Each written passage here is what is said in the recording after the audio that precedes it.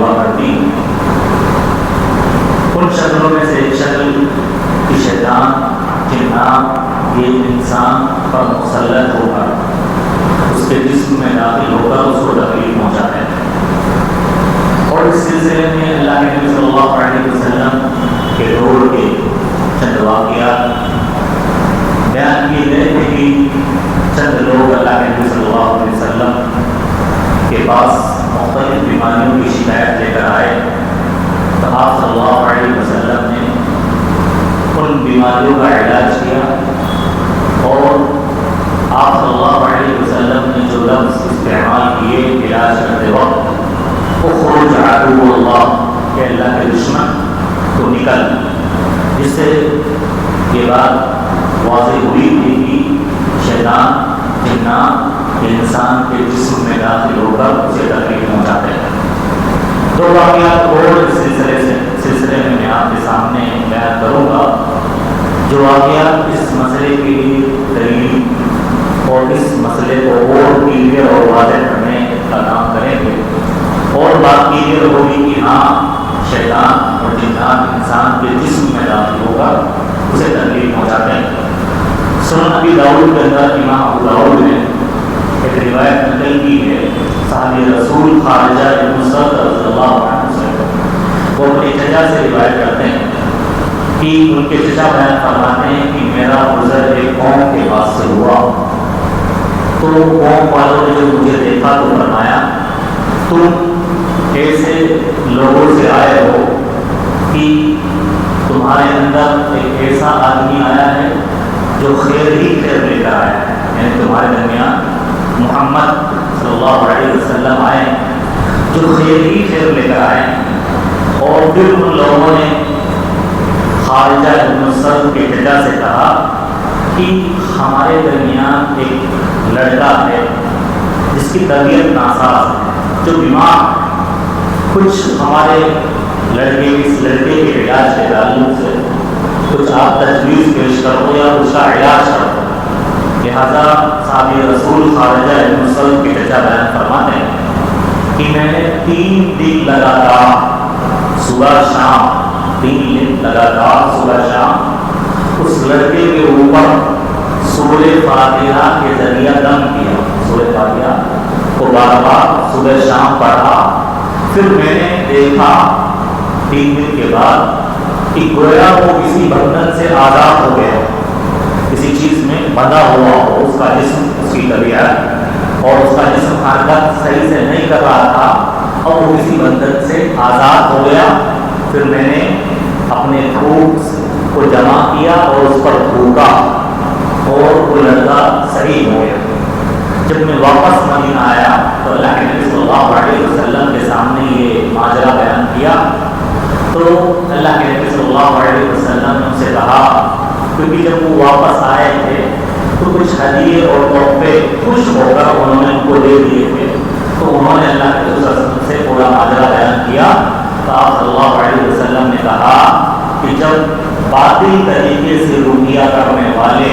اپنی روٹی کی کمائی کو کھاتے ہیں، تم نے تو حق کے ساتھ روٹیاں کیا ہے، تم یہ جو تحفہ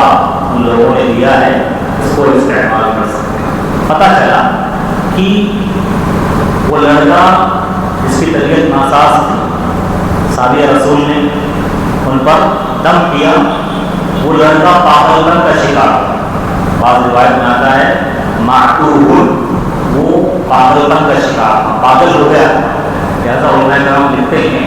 کہ کبھی کبھی پاگل پنا انسان کو جو آتا ہے وہ شیطان کے تکلیف پہنچانے سے آتا ہے، ہمیشہ ایسا نہیں ہوتا کہ انسان کے اندر جنون اور پاگل پن کی کیفیت شیطان کی طرف سے ہوتی ہے، کبھی کبھی اور کوئی جسمانی سبب سے ہوتی ہے،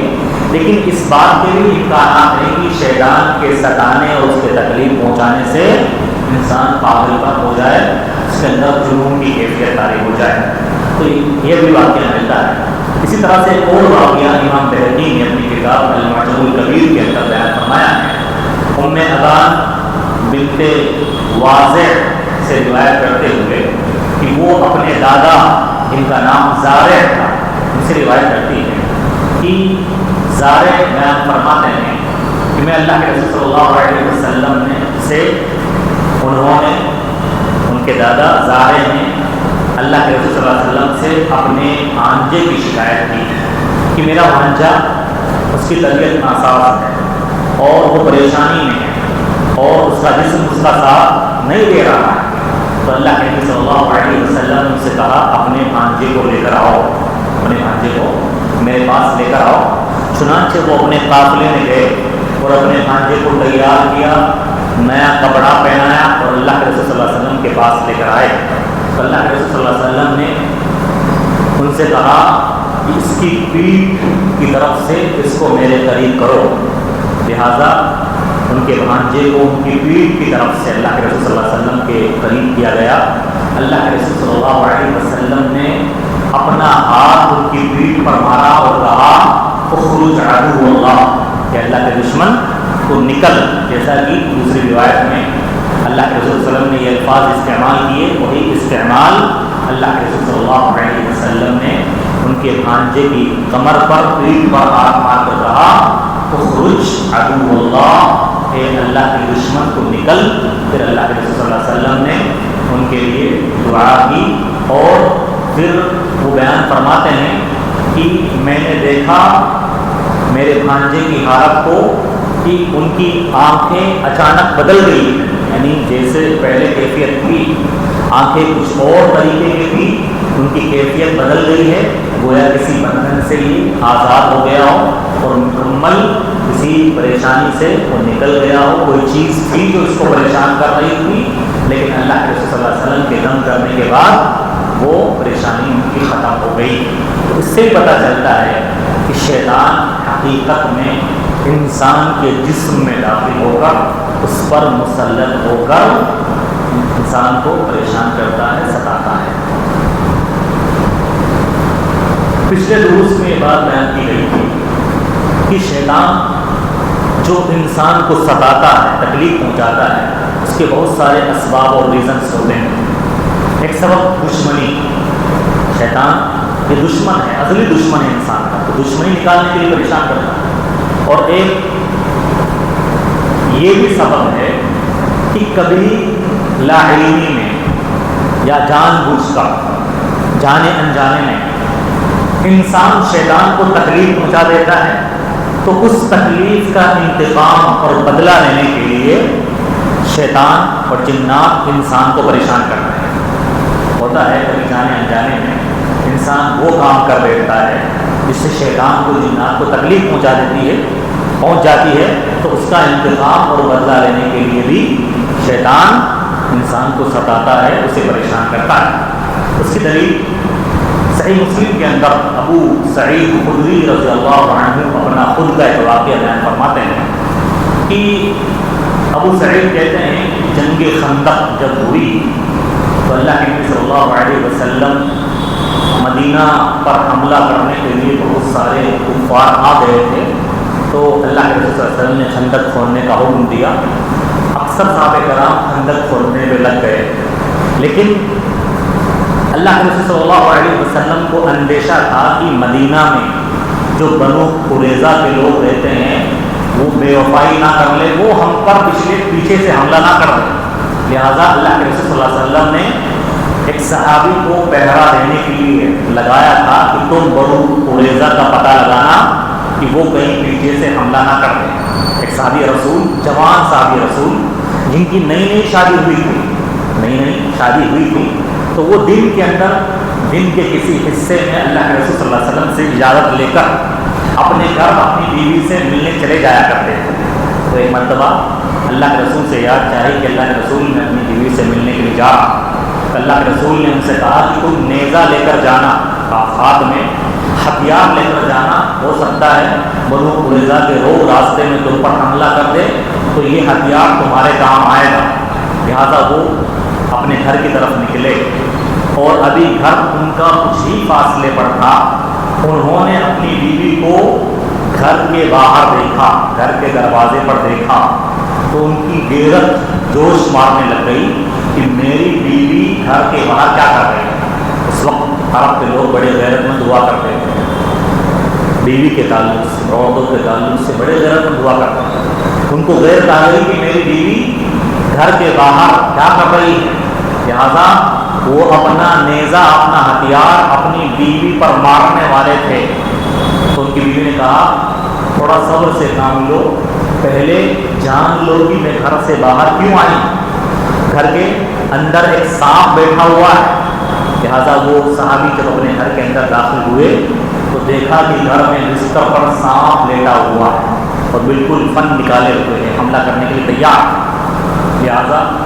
انہوں نے اس کو مارنے کے لیے نیزہ مارا۔ اب سانپ ان کے نیزے میں لپٹ گئے، وہ اس نیزے کے ساتھ سانپ کو گھر کے باہر لے کر آئے اور اس کو مارنے کے لیے نیزہ ادھر ادھر کر رہے تھے۔ تو اتنے میں سانپ نے ان پر وار کیا اور انہوں نے سانپ پر وار کیا، دونوں کا انتقال ہو گیا۔ راوی ابو سعید خدری بتاتے ہیں کہ ہمیں پتہ نہیں چلا کہ پہلے کس کا انتقال ہوا، آیا صحابی رسول کا ہوا یا سانپ کا ہوا۔ تو پھر ان لوگوں نے صحابہ کرام نے اللہ کے رسول صلی اللہ علیہ وسلم کو بلایا اور کہا کہ اللہ کے نبی صلی اللہ علیہ وسلم ادعوا اللہ ان یحیی لنا، آپ اللہ سے دعا کرو کہ اللہ ہمارے لیے اس کو زندہ کر دے، اللہ کے رسول صلی اللہ علیہ وسلم نے ارشاد فرمایا استغفروا لصاحبکم، تم اپنے ساتھی کے لیے مغفرت کی دعا کرو۔ پھر آپ نے فرمایا کہ مدینہ کے اندر ان بالمدینۃ جنا قد اسلموا، مدینہ کے اندر بہت سارے جنات اسلام لے کر آ گئے، لہٰذا اپنے گھر میں اگر کوئی کسی چیز کو دیکھے، سانپ وغیرہ کو دیکھے، تو 3 دن تک ان کو گھر سے باہر نکلنے کے لیے اعلان کرے، گھر سے باہر نکل جاؤ، گھر سے باہر نکل جاؤ، گھر سے باہر نکل جاؤ۔ اگر وہ نکل جائے تو ٹھیک، ورنہ ان کو مار ڈالو، فضا کا شیطان وہ شیطان ہوتا ہے۔ تو یہاں پر اس حدیث سے پتہ چلتا ہے انتقاماً بدلہ لینے کے لیے جو جن سانپ کی شکل میں وہاں موجود تھا اس نے حملہ کیا اور صحابی رسول کا کام تمام کر دیا۔ تو جنوں کے پاس یہاں تک کہ ان کی جان چلی گئی، بعض اوقات ایسے حالات بھی، ایسے معاملات بھی پیدا ہو جاتے ہیں، اور اللہ نے جنات کو اتنی پاور، اتنی طاقت دی ہے کہ وہ کسی کی جان لینے پر بھی قادر ہو جاتے ہیں اللہ کے حکم سے۔ تو یہ بھی جنات اور شیاطین کا ستانے کا ایک طریقہ ہوتا ہے، انتقاماً وہ ستاتے ہیں۔ جنات اور شیاطین کے انسانوں کو ستانے کا ایک اور طریقہ کہ جادوگر لوگ ہوتے ہیں، وہ جنات کو اس بات کا مکلف بناتے ہیں بعض دفعہ کہ وہ جنات انسان کو پریشان کرے اور ستائے، اور اس کی دلیل قرآن مجید میں ملتی ہے۔ سورہ جن کے اندر اللہ رب العالمین نے ارشاد فرمایا انه كان وانه كان رجال من الانس يعوذون برجال من الجن فزادوهم رهقا۔ پہلے کے لوگ عرب کے اندر جب کسی ویران جگہ یا جنگل میں جاتے تھے تو کہتے تھے کہ اس جنگل میں جناتوں کا سردار رہتا ہے، ہم اس کی پناہ میں آتے ہیں تاکہ ہمیں اس جنگل میں کوئی چیز تکلیف نہیں پہنچائے۔ تو وہ کیا کرتے تھے، جنات کے سردار کی تعریفیں بیان کرتے تھے، اس کی تعریف کرتے تھے تاکہ وہ خوش ہو جائے ہم سے اور پھر ہم جو کام ان سے کروائیں وہ کر دیں۔ تو اس طرح سے کیا ہے، جادوگر لوگ بھی جنات کو مکلف بناتے ہیں ان کی تعریف کر کے یا ان کو خوش کرنے والا کام کر کے کہ تم فلاں انسان کو تکلیف پہنچاؤ، اس پر مسلط ہو جاؤ اور اس کو ستاؤ۔ اکثر جادوگری میں یہ ہوتا ہے، جادوگر لوگ جنات کے ذریعہ لوگوں کو تکلیف پہنچاتے ہیں۔ تو اس کی بھی دلیل ہمیں ملتی ہے کہ لوگ شیطانوں کو خوش کر کر، جناتوں کو خوش کر کر، ان کی تعریف کر کے ان سے ان کی پناہ میں آتے تھے اور لوگوں کو ان کے ذریعہ ڈرایا کرتے تھے۔ تو شیطان کی سرکشی اور بڑھ گئی کہ یہ انسان ہمارے محتاج ہیں، ہم سے ڈر رہے ہیں، تو شیطانوں نے، جناتوں نے ان کو اور ڈرانا دھمکانا شروع کر دیا۔ جنات اور شیاطین کے انسانوں کو تکلیف پہنچانے کا ایک اور طریقہ وہ ہے وسوسہ۔ یعنی شیطان یا جنات انسان کے دل و دماغ میں ایسی بات ڈالتے ہیں کہ جس کی وجہ سے انسان کو اپنے کیے ہوئے کام پر شک ہونے لگتا ہے کہ میں نے یہ کام کیا نہیں کیا، میں نے وضو کیا نہیں کیا، میرا وضو ٹوٹا تو نہیں، میری نماز مکمل ہوئی نہیں ہوئی، میں نے کتنی رکعتیں پڑھی ہے. تو انسان کو اپنے کیے ہوئے کام پر شک ہونے لگتا ہے. یا انسان کو بعض دفعہ اسلام اور شریعت یا قرآن و حدیث کے کسی معاملے میں تردد کا شکار کر دیتا ہے. اللہ کی ذات کے بارے میں، اسلام کے کسی حکم کے بارے میں شبہات میں مبتلا کر دیتا ہے. جیسا کہ اللہ کے رسول صلی اللہ علیہ وسلم بیان فرماتے ہیں کہ شیطان تم میں سے کسی کے پاس آتا ہے اور یہ کہتا ہے کہ اس کو کس نے پیدا کیا، اس کو کس نے پیدا کیا، اس کو کس نے پیدا کیا. پھر آخر میں کرتے کرتے کرتے شیطان یہ وسوسہ ڈالتا ہے کہ اللہ کو کس نے پیدا کیا، اللہ کو کس نے پیدا کیا. تو وسوسے کے ذریعہ انسان کو پریشان کرتا ہے. اور اس کی دلیل یہ بھی ہے کہ بعض صحابہ کرام نے اللہ کے رسول صلی اللہ علیہ وسلم کے پاس آ کر شکایت کی کہ اللہ کے نبی صلی اللہ علیہ وسلم ہمیں وسوسے آتے ہیں شیطان کی طرف سے، جس سے ہم پریشان ہو جاتے ہیں. ایک صحابی نے تو آ کر یہاں تک کہا کہ اللہ کے رسول اتنے خطرناک وسوسے آتے ہیں کہ میں ان کو اپنی زبان پر لانا پسند نہیں کرتا، یا میں اس بات کو پسند کرتا ہوں کہ میں جل کر بھسم ہو جاؤں، جل کر کوئلہ بن جاؤں اور ان وسوسوں کو اپنی زبان پر نہ لاؤں. میں جل جاؤں لیکن ان وسوسوں کو زبان پر لا نہیں سکتا. تو اللہ کے رسول صلی اللہ علیہ وسلم نے صحابہ کرام سے کہا کہ اللہ تعالیٰ نے انسان کو جو بھی وسوسے آتے ہیں ان پر پکڑ نہیں رکھی، ان سے درگزر کر دیا ہے جب تک وہ ان وسوسوں کے مطابق عمل نہ کر لیں. وسوسے آئیں گے، وسوسے آئیں، کسی بھی انسان کو بھی وسوسے آتے ہیں، میں اس کو مار دوں، اس کو قتل کر دوں. تو یہ وسوسے شیطان کی طرف سے ہوتے ہیں، جب تک ان کے مطابق وہ عمل نہیں کرتا اس کی پکڑ نہیں. اسی وجہ سے ان وسوسوں سے بچنے کا علاج بتایا گیا ہے. جیسا کہ اللہ کے رسول صلی اللہ علیہ وسلم نے بعض حدیث کے اندر ارشاد فرمایا کہ جب ایسے وسوسے آئے تو فوراً اللہ کی پناہ میں آئے. پہلا علاج کیا ہے؟ اللہ کی پناہ میں آئے، یعنی اعوذ باللہ من الشیطان الرجیم پڑھے، اعوذ باللہ پڑھے. دوسرا علاج وَلْيَنْتَهِي، یعنی اپنی سوچ پر لگام لگائے، اپنے آپ پر کنٹرول کرے. یعنی ذہن جدھر جا رہا ہے ادھر اپنے ذہن کو جانے سے روکے، لگام لگائے. ایسا نہیں کہ کوئی بھی وسوسہ آ رہا ہے اب انسان اس کی تحقیق میں لگ جائے، ایسا نہیں. وَلْيَنْتَهِي، اپنے آپ کو وسوسے پر کنٹرول کرے، لگام لگائے، ذہن کو اس طرف نہ لے جائے. ایسا نہ ہو کہ جاتے پھر چیزوں کی تحقیق میں لگ جائے، تو ایسا کرنے سے منع کیا گیا ہے. اسی طرح سے بعض روایتوں میں آتا ہے کہ جب وسوسے آئے وَلْيَدْخُلْ عَنْ يَسَارِهِ ثَلَاثًا، اپنی الٹی جانب بائیں طرف 3 مرتبہ پھٹکارے. اور جب اللہ کی ذات کے تعلق سے وسوسے ہوں تو بعض روایت میں آتا ہے اس کا علاج آمنت باللہ وبرسولہ، یعنی میں اللہ اور اس کے رسولوں پر ایمان لایا، یہ الفاظ ادا کرے. اور بعض روایتوں میں آتا ہے کہ جب اللہ کی ذات کے بارے میں وسوسے آئے تو انسان قل هو اللہ احد پڑھے. قل هو اللہ احد سورہ اخلاص، جس کے اندر اللہ کا تعارف بیان کیا گیا ہے کہ اللہ ایک ہے، اللہ بے نیاز ہے، اللہ کسی کی اولاد نہیں ہے، نہ اس کی کوئی اولاد ہے اور اللہ جیسا کوئی نہیں ہے. تو بعض روایت میں آتا ہے کہ وسوسوں کا علاج یہ ان چیزوں سے کرے کہ سورہ اخلاص پڑھے. اور وسوسے ہر کسی کو آتے ہیں، قرآن مجید میں اس کی دلیل ملتی ہے. اللہ نے فرمایا وَقُلْ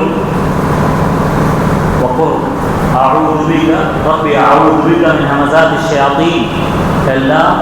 میں شیطان کے ہمزات سے تیری پناہ میں آتا ہوں. تو بعض مفسرین نے کہا ہے یہاں ہمزات سے مراد شیطان کی طرف سے آنے والے وسوسے ہیں. اور سورہ فلق کے اندر اللہ نے فرمایا من شر الوسواس الخناس، تو شیطان کا ایک نام ہی وسواس ہے۔ بعض مفسرین نے کہا ہے کہ شیطان کا ایک نام وسواس ہے، جہاں جس سے پناہ مانگنے کا اللہ کے رسول صلی اللہ علیہ وسلم کو حکم ہوا ہے۔ من شر الوسواس الخناس، خناس وسواس جو خناس ہے، جو وسوسے ڈلا کر پیچھے ہٹ جاتا ہے، الذی یوسوس فی صدور الناس، جو لوگوں کے دلوں میں سینوں میں وسوسے ڈالتا ہے۔ تو یہ وسوسہ بھی ایک طریقہ ہوتا ہے شیطان کو پریشان کرنے کا، انسان کو ستانے کا، اور اس سے بھی انسان سہم جاتے ہیں۔ ہم نے دیکھا ہے بعض ہمارے بھائیوں کو جو وسوسوں کی وجہ سے پاگل ہو جاتے ہیں، اتنے بھینکر وسوسے آتے ہیں اور ان کو راتوں میں نیندیں نہیں آتی اور ایسے پاگل پنوں والی باتیں کرتے ہیں۔ اور ہم نے دیکھا ہے ایسے لوگوں کو جو ایک بار وضو کر لیں گے، پھر ان کو لگے گا میں نے وضو کی، پھر دوبارہ جائیں گے، یعنی کتنا بھی وضو کر لے ان کو دل میں اطمینان ہوتا ہی نہیں کہ میں نے وضو کیا ہے۔ اور بعض ایسے ہوتے ہیں جو نہا لیے، نہانے کے بعد بھی ایسا لگتا ہے کہ ابھی میرے جسم میں گئے، پھر نہانے جاتے ہیں اور گھنٹوں باتھ روم میں رہتے ہیں۔ اور بہت ساری عورتوں کو زیادہ آتا ہے، عورتوں کو گھنٹوں نہاتی رہتی ہے اور وضو میں اور ہاتھ کی صفائی میں لگا دیتی ہے۔ تو وسوسہ یہ شیطان کے ستانے کا، تکلیف پہنچانے کا بڑا ہی خطرناک طریقہ ہوتا ہے۔ انسان اس میں پاگل ہو جاتا ہے اور پریشان ہو جاتا ہے۔ تو یہ چند طریقے ہیں شیطان کے ستانے کے، پریشان کرنے کے، جو کتاب و سنت میں وارد ہوئے ہیں، میں نے آپ کے سامنے بیان کیا ہے۔ اب شیطانوں کو ستانے کا جو طریقہ ہے وہ اسی پر بس انشاءاللہ اگلے درس میں کچھ اور باتیں آپ کے سامنے بیان کی جائے گی۔ اللہ تعالیٰ سے دعا ہے کہ اللہ تعالیٰ کہنے اور سنت پر عمل کرنے کی توفیق عطا فرمائے، آمین۔